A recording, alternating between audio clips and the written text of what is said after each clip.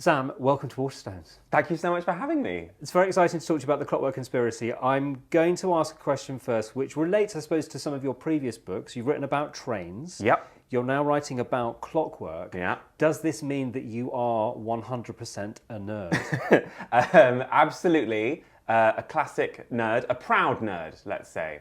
When did you first discover your nerdish tendencies? Well, look, what is a nerd? I would say a nerd is someone who's really excited to learn about stuff and, more importantly, loves sharing those weird facts with other people.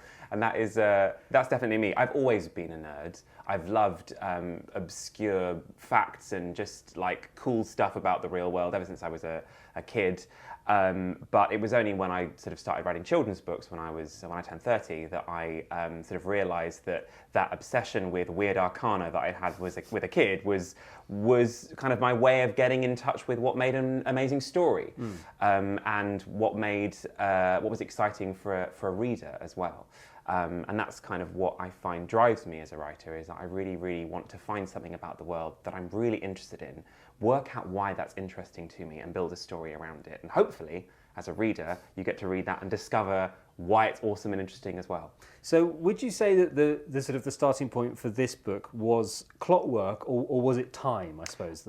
Great question. I can pinpoint exactly the starting point of this book, which was when I went with my dad on a tour of Big Ben, which I'd arranged for his birthday because he's an architect and he loves old buildings, and also the house I grew up in has a wonderful grandfather clock in it, which is very much the soundtrack to my childhood, striking the hour and everything. And my dad wound it every week, so I thought it'd be a nice thing we go to Big Ben. And there's a wonderful tour that you can have of Big Ben. You go right up to the clock room, which is behind the dials, and this enormous piece of machinery is there, the size of a car. And me and my dad were stood next to each other in the tour group at the moment that it strikes 6:15. And I know that because when you're in the room with a clock striking 6:15, you really know about it. And this room that had been very silent before then suddenly came to life. All these incredible cogs and gears and cables sort of started moving and clanking, and weights dropped and fans spun, and we just looked at each other and went and we both shared this moment of childlike joy and excitement that this incredible man-made thing that was so enormous and so accurate, that had been built to achieve this rather strange philosophical thing to accurately measure time, this invisible thing that we don't think about every day, had just somehow sprung to life and had captured that magic for us. I always say that I don't write fantasy books, I write books set in the real world, because I think that the real world is often more full of magic than anything that I could make up. And when I was in Big Ben, there was so much magic. Like the time, the clockwork, the building itself was so full of stuff that I found fascinating. Yeah. And I knew at that moment, when my dad and I made eyes and both felt like kids again, that there was a story in that building worth telling. That's fantastic. We will come back to the building later, because this book Sure. is filled with fantastic locations which will be familiar to anybody who's visited London. We can actually see them out of the window of this building right now. I'm so delighted that in this room, you can't see watching this video, but we have a panoramic view of London out there, and I can see Big Ben, the London Eye, the BT Tower, so much there. It's all there. The book itself does begin with a father and son in that very location, and I wondered if you could tell us a bit about your protagonist, Isaac Turner. Can you tell us a bit about him as a character? Sure. So Isaac Turner is an aspiring inventor. He's 12 years old, and he loves science. He loves taking things apart and seeing how they work. And that's really his superpower, as he kind of becomes embroiled in a mystery, because the way his brain thinks is seeing the world a bit like machinery and seeing how the different pieces fit together. And his dad is a horologist, the keeper of the Great Clock, which is a real job, which means the clock keeper in charge of Big Ben and all the other 2,000 clocks in the Palace of Westminster. And on the night the clocks go back, Isaac follows his dad up to the tower, and his dad vanishes from the belfry, leaving behind nothing but a smashed pocket watch and a cryptic message. And Isaac has to follow a series of clues all across London to find him. And it's his sort of scientific brain and his ability to understand how things piece together that is sort of what enables him to find his father. And of course, every protagonist needs a partner in crime, Yes. or a sidekick, if you like. Hattie is such a fantastic character in this book. Can you tell us a little about her? Sure. So Hattie is the rebellious daughter of the Speaker of the House of Commons, who's the only person who lives actually in the Palace of Westminster, and who takes Isaac in when his dad disappears. And so Hattie is sort of very rebellious and doesn't really feel that rules apply to her. She loves climbing on the rooftops of Parliament at night just because she can and just because she likes to explore. Just like Isaac loves to take things to pieces to see how they work, Hattie kind of likes to prod at social rules and structures to see how far she can bend and push them. And so while Isaac is very thoughtful and curious but a little shy, Hattie is very much the one leaping out of windows and dragging Isaac in her wake, thrilled to have a mystery and an adventure to solve. And together they balance each other out really nicely, and they were, I had to say, such a joy to write as a double act. As you said, they sort of got different motivations, both of them, so it means that it really propels the plot forward. You mentioned there how Hattie likes to climb across roofs. Yeah. And in the book, you have a situation where they are, because they're being cared for, they're sort of restricted in their movements, and it's Hattie's adventurousness that allows them to get out onto those roofs. Tell me a little bit about these locations, because you mentioned there that you went on an official tour of Big Ben itself. But how did you find out more about the Palace of Westminster, the roofs, the access to them and all that kind of stuff? Tell me a bit about researching those locations. So late one night, I broke into Parliament. No, I didn't. I did not break any laws while researching this book. I went on lots and lots of tours of incredible landmarks, many of which I had no idea that you could access. There is a tour of Speaker's House that you can go on, the actual building where the Speaker of the House lives, of course the House of Lords, the House of Parliament, and the tour guides there are fascinating and full of incredible information, and I learned so much from them. And really, when I was putting the plot together of the story, I was thinking about what are the really interesting locations that have something to do with time that I want to weave together into this story. So another really big location in the story is the Royal Observatory in Greenwich, which is the home of the Prime Meridian that sort of slices right through the building, which is really fascinating and is a museum to the history of time and timekeeping and navigation. And I just loved exploring these places, and there's lots of, I research in every way I can when I'm writing a book. I love to go to the place, I love to read about the place, I love to watch YouTube videos about the place and speak to people, and just soak up as much as I can, because you never know what's going to be interesting about somewhere until you really try and cram as much information about it into your brain as possible, which is very much how I think is a different approach to other writers who will start with their imagination and invent something, especially if it's set in a fantasy world. But I like to root everything as much in the real world as I possibly can, because, as I say, it's often more interesting than anything that I could make up myself. Yeah. Greenwich is an incredible place, as you say, with that sort of, a lot of people will have visited and they'll have done that thing of putting one foot in the east and one foot in the west. Always good fun to be in two places at once. But it's so rooted to ideas from the past, if you see what I mean. Yeah. We have this idea of people navigating around the world and sort of the idea of time zones and things like that.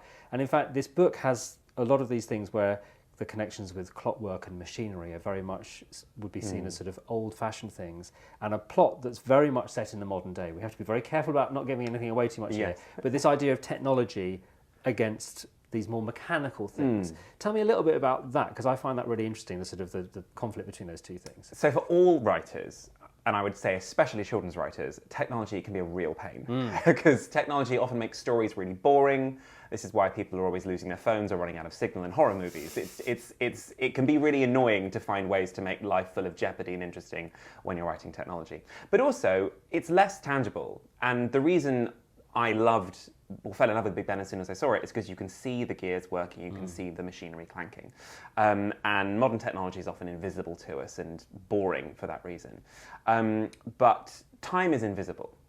And so when I was writing this story, I was really keen that I try and find lots of different ways to tackle the idea of time. So we start from this very conventional mechanical clock, but the story goes all over the place and explores lots of other different ways of exploring time. There is, again, I don't want to give too much away, but we talk about the atomic clock in this book, which is currently the most accurate clock that we have.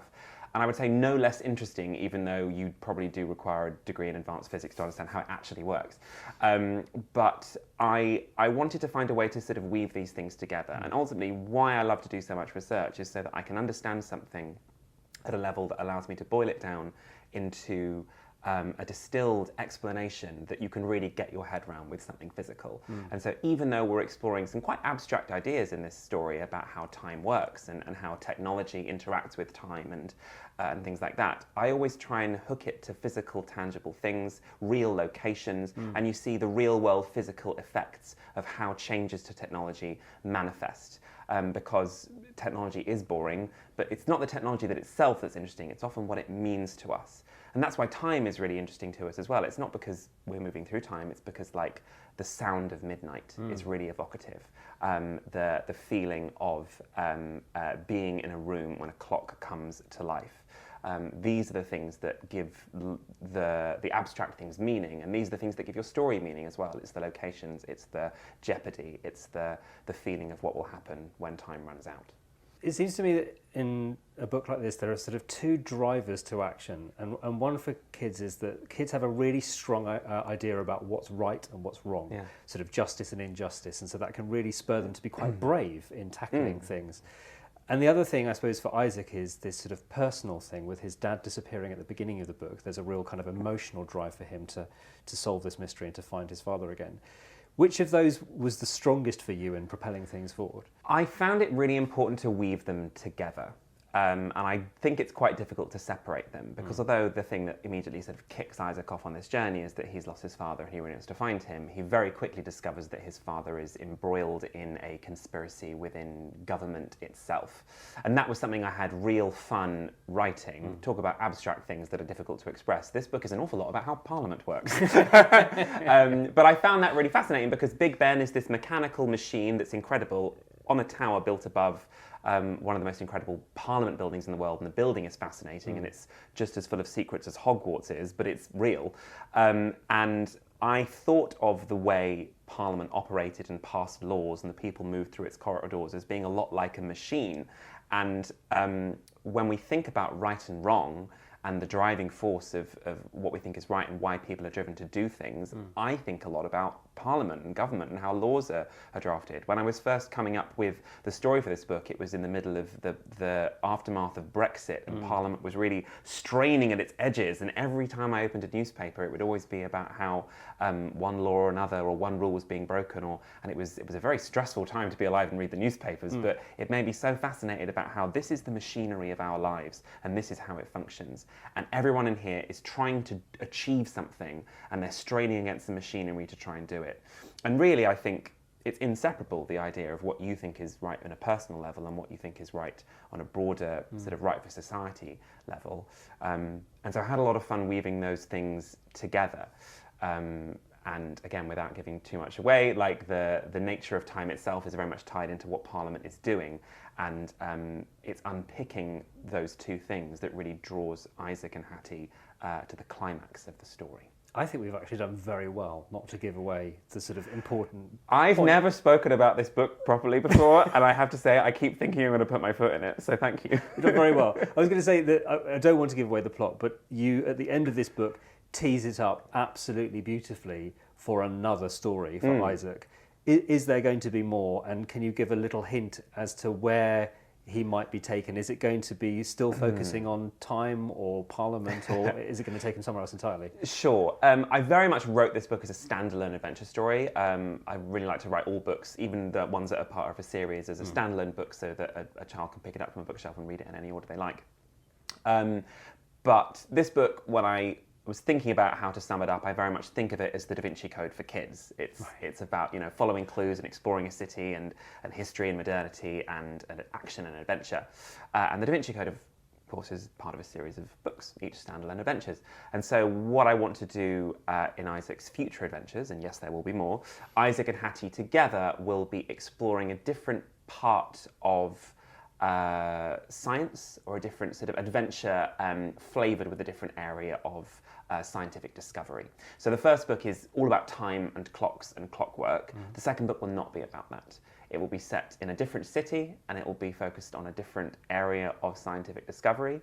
And I don't want to say much more because I'm writing it right now, and I would not want to hold myself to something that I can't follow through on. But I'm really excited to take them on another adventure and really, really broaden their scope. when I was writing Adventures on Trains with MG Leonard, we had the same sort of appetite with every book to take it to a different country and have a different kind of train and a different kind of mystery and really, really broaden the world. I love these characters so much, and I just want to give them lots of different kinds of adventure. Well, I think once readers have had a chance to pick up the Clockwork Conspiracy, they'll feel exactly the same way. They'll be very excited to see what comes next. But Sam, thank you so much for telling us about this one. Thank you so much for having me.